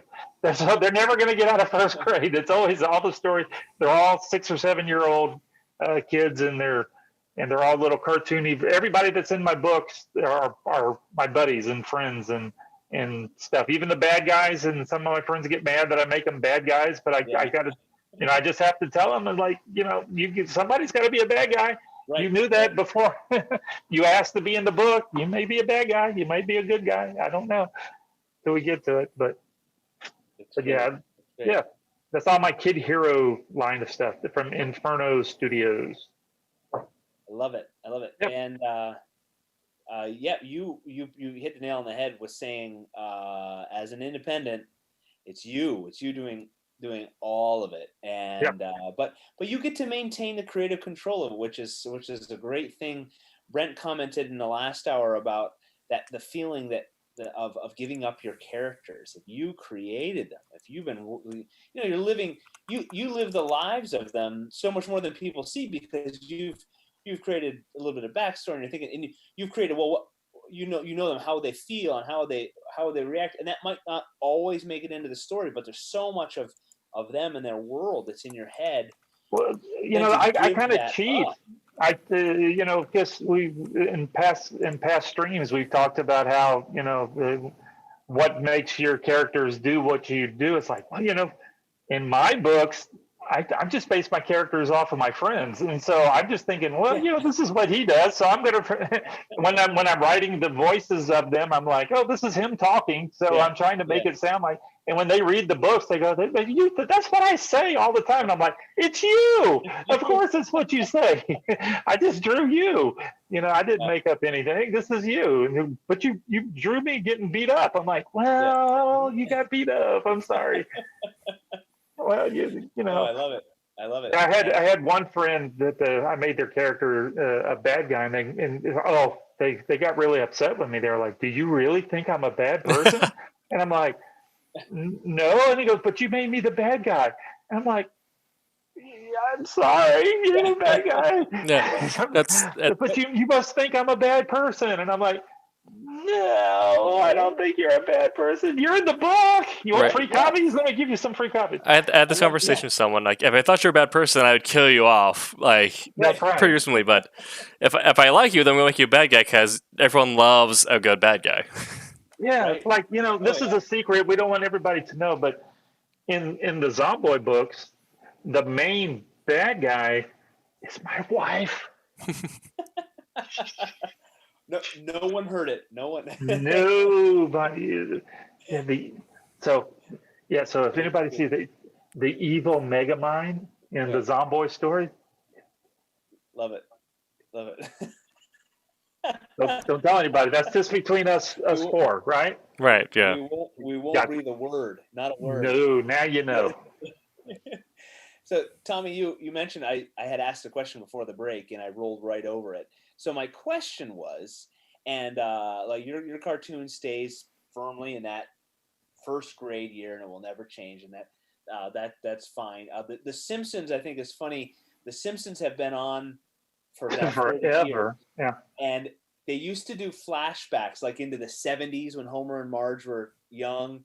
And then they stopped doing flashbacks for a long time because it just didn't work.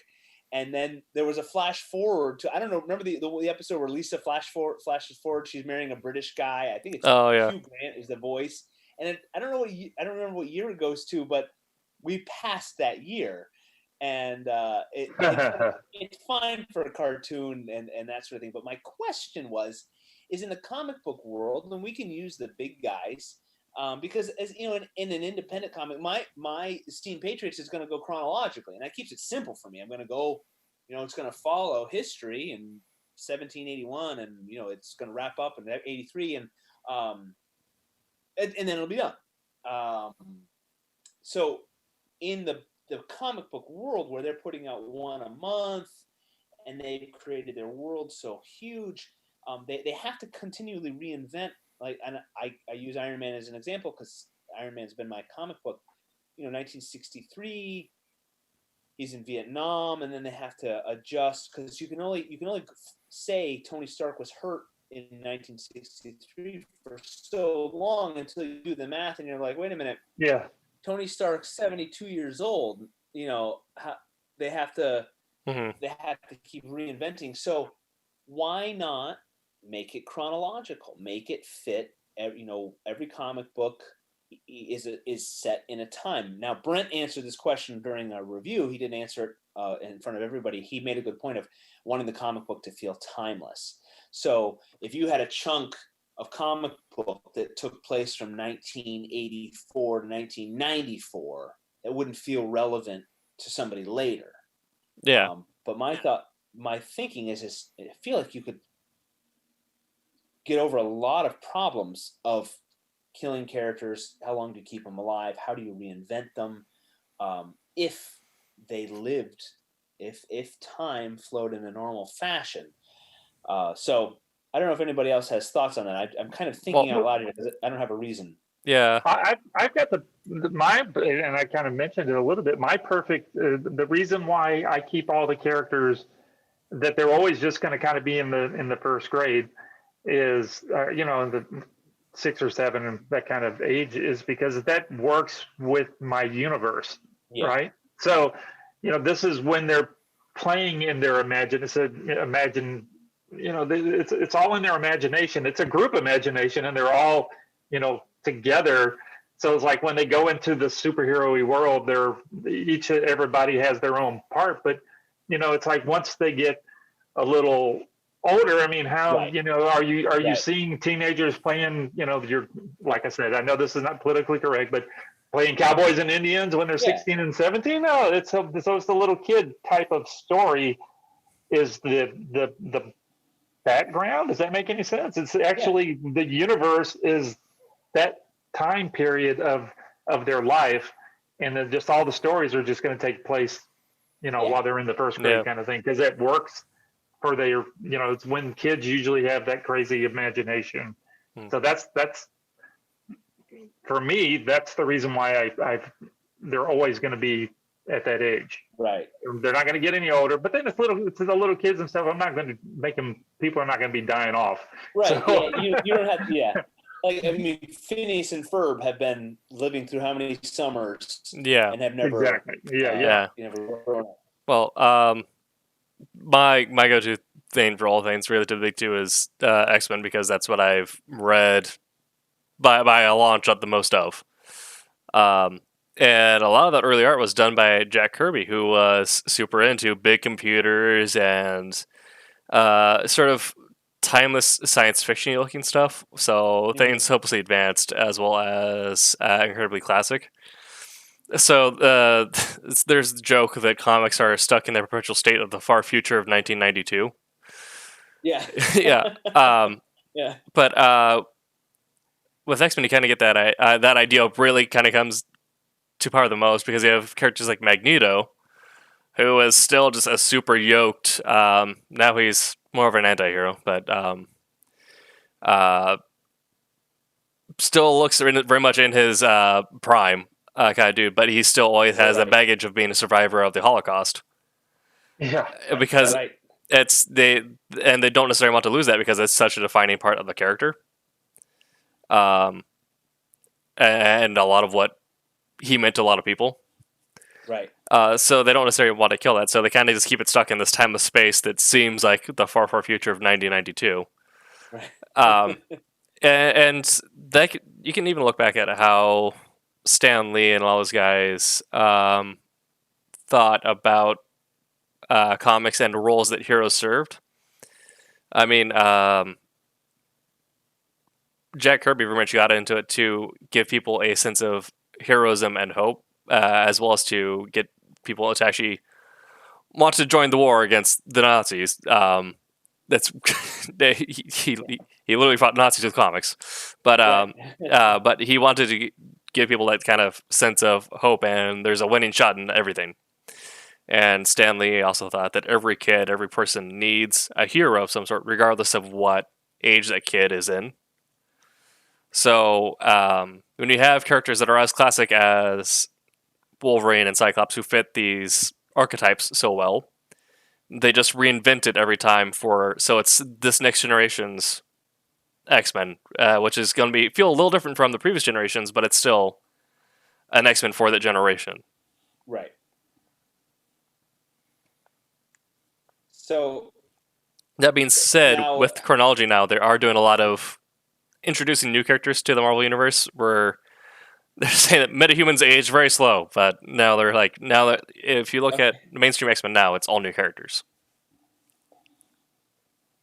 Do you think could it also be a money thing? Could also be money. That's good. I'm thinking that's probably more so. They go through all of the effort of building these characters up, and then all of a sudden you get like just recently you get I mean, it's not recent, but like a Deadpool or whatever. He's fairly new, right? Yeah. Speaking of in the modern age of comics and stuff, but all of a sudden you get somebody that becomes superhero, super popular. you can't just go killing them off. Your shareholders are going to get all mad. All of a sudden the money is gone from this character that they could have made millions off of, and you're going to just kill them off for good. Yeah, Gotta milk it. Yeah. Yeah, and I feel like the big guys are they're stuck. They're stuck doing it. They can't. They've got so many, and you've got so many overlapping.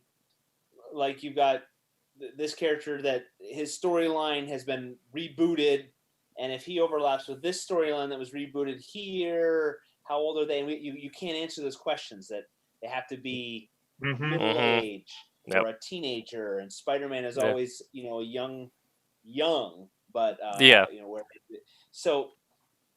I think that comes back to our discussion of indie comics. You can make that choice. Yeah. And you can make it make sense. I had this discussion with at our writing meeting the other day, workshop type thing, and we made the analogy that with indie comics, you can in fact have the hobbits throw the ring in Mount Doom. There can be a definitive ending point. Yeah, you can be done. Yeah. And done. Yeah. I get it. I get why they do it. I kind of feel like maybe if back in the 60s, Marvel had said we're going to do it chronologically. Everybody's this old, and year by year, but it just got out of control, and you can't just go back and retroactively change it. So yeah, I get it, and I don't think I'm firmly in one camp or the other, but I feel like there would be lots of problems that would be solved, because if you could bring them back, start them over every decade. I don't know. It would clear up confusion, and people wouldn't be frustrated with reboots in the middle of this series or that. I don't know. So, anyways. That's just one of the big problems that the big guys have to deal with, and us at creating our own creator created content, create our own content. We can do what we darn well please. Pardon my language. I'm getting heated. So we're coming up. We've actually blabbered quite well tonight, and we're coming up to 10 minutes before 11. On the East Coast here, and does anybody have any parting thoughts about pros and cons, what they like, what they don't like about the independent world? I will start with a con. The big money's not there. We'd love if it was. Sometimes it is, but we appreciate everybody who supports the little guys and our efforts to create unique stories for you. So thank you, everybody. Anybody else before we start wrapping up? I think go for it. Oh yeah. It's entirely possible just to appreciate everything for what it is. Like if you like more character-driven stuff, more there's going to be a definitive theme and point and end to something. If you appreciate maybe something more experimental, you got your indies. Maybe if you just need something that feels a little more safe, or if you just need your typical thriller, typical action adventure, or you just want some really fun scenes, go do your big two. But it's entirely possible just like everything from comics, but indies I feel like you're going to get a lot more of the really exciting moments. Something's going to change stuff up by a lot. And you're getting creators who are taking chances, and those chances might be colossal flops. And you can be there, for it, but you can also be there, hopefully to watch them grow. And just look at the visual art of our comics, and you can watch the artists, and I'm meaning the visual, the pencil, the ink, or the colors. You can watch their art change and adapt. You can watch their forms. You can watch our writers and our stories grow from their very infancy, and that is a really, really cool thing to be a part of. And you can you can reach out to us. You can, on this show tonight, you can talk to us and ask questions and get our feedback and offer feedback to us, and quite possibly affect our storytelling too. It's a really neat. You don't have that level of access. You don't have that level of intimacy with the big guys, and it's a cool world to be part of, and it's fun.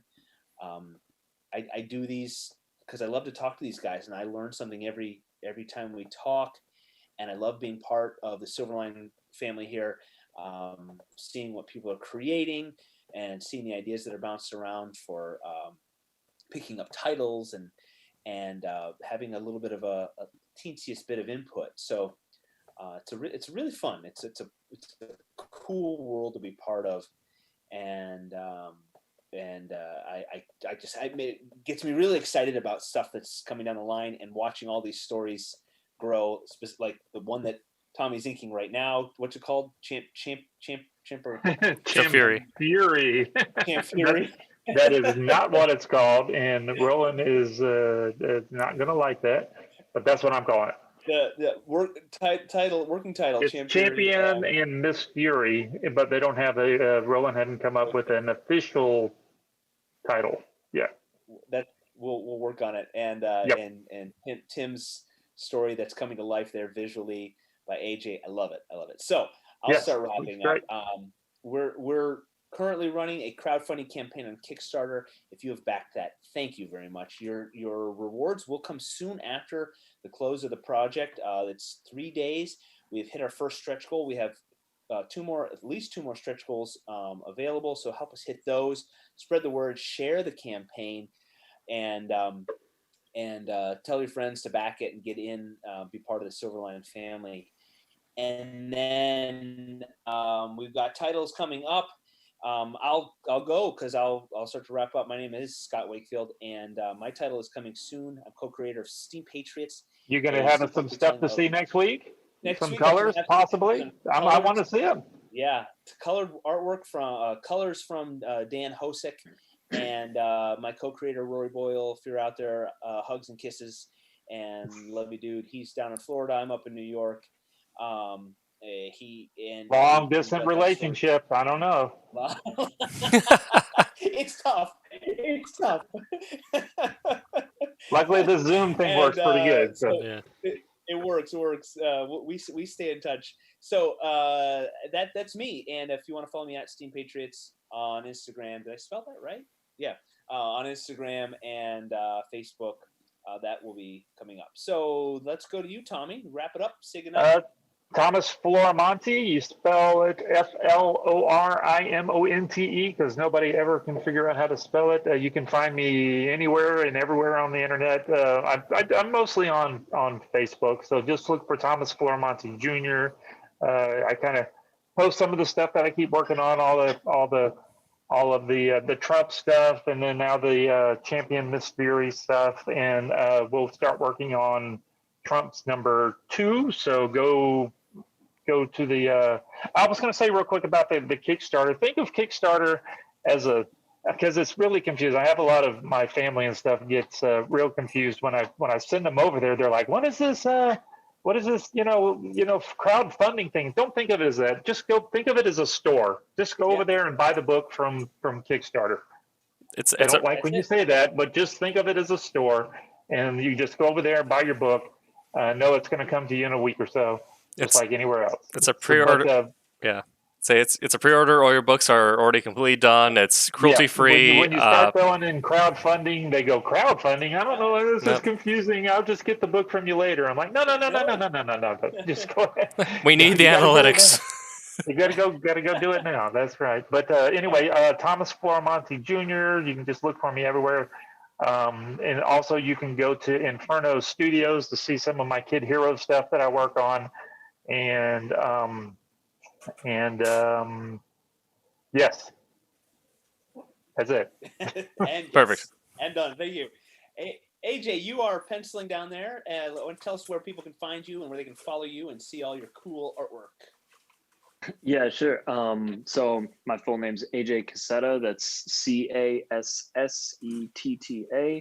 I'm everywhere at Art of AJ Cassetta on Instagram. That's underscore between the words, and I have my own website, and yeah, it's mostly Instagram and my website. So if you want to look at anything I'm working on, private stuff, commission stuff, anything cool, like this stuff will be going up sometime soon, I guess, whenever we're ready. So yeah, that's and apparently you're just hands, because we don't see anything else. You're just magic. Let me get off the. He's just disembodied hands that make art. That's what he's good at. Yep, that's all I need, my hands. Yeah. There you My go. my face ain't doing me any favors. So. Oh. And Tim TK, why don't you wrap it up before we say goodnight? I am Tim TK. I am the writer/creator of Wolfhunter. I'm also the associate editor here at Silverline and the producer/seducer of the Wednesday night show. Find me at Tim TK Writer on just about everything. Tim Doesn't TikTok on TikTok, and Aggro Bacon, where I will be live not tonight but tomorrow night with some Smite. All right. Cool. Gentlemen, viewers, thank you all. We appreciate you. I say this often, we wouldn't be here without you. We'd just be talking to ourselves. We love do that anyway. we love spending time yakking about comics. We love that you join in and you are part of the Silverline family. Go to Kickstarter, back our projects, the Silverline projects, share the URL, share these videos, like, subscribe, and all the things. You know how to do it. You know the drill. We appreciate you, and we will be back next Wednesday. In the meantime, there's a Sunday night show. There is a Monday night show. Roland Man, the myth, the legend, he does it all. Support, click, likes, and all those. So we love you all, and I mean that from the bottom of my heart. Make mine, Silverline, and good night.